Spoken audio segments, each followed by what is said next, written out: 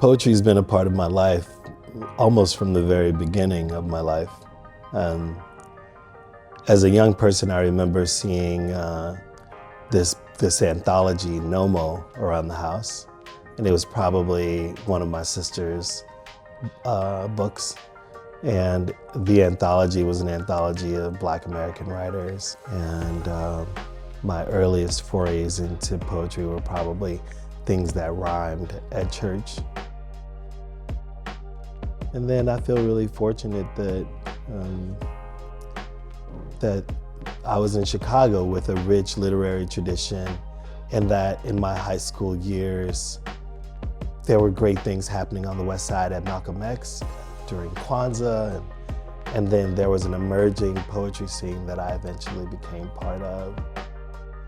Poetry seems absolutely necessary to the way that I make now.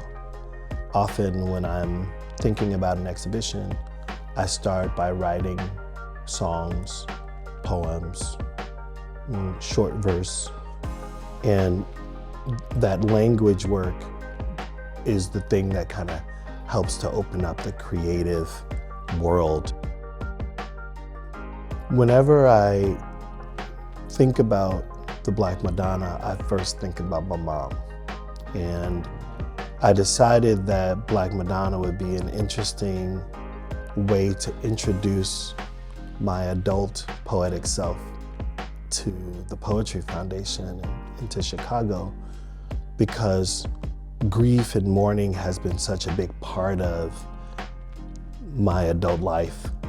And the Black Madonna felt like the kind of perfect metaphor for considering the power and humility of Black women, while also addressing my need for some additional spiritual and emotional closure around my mom's passing.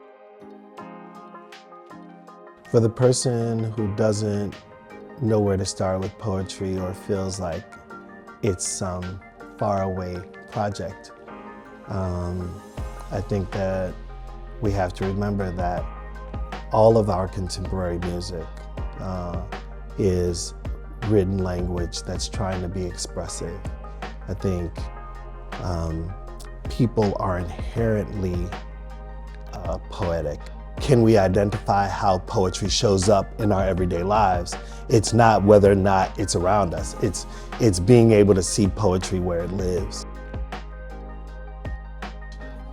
Poetry is speaking truth to power, knowing what's in one's heart and choosing to express it. Poetry is a spell.